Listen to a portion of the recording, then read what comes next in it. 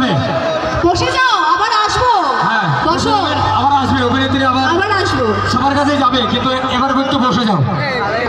পাক্কা আছে মেয়েরা। আমার শুধু কষ্ট হচ্ছে এখানকার বিবাহিত পুরুষদের জন্য। গলার আওয়াজ, বাপ রে বাপ। এই সিঁড়ি দিয়ে উঠলাম, এবার এই সিঁড়ি দিয়ে নাম। এইভাবে করতে করতে কেটে যাবে শুনুন। ভলেন্টিয়ারদের বলবো ভিতরে যারা আছে তাদের বাইরে বের করে দেবে। ভলেন্টিয়ারদের বলছি ভিতরে যারা আছে তাদের বাইরে বের করে দেবে।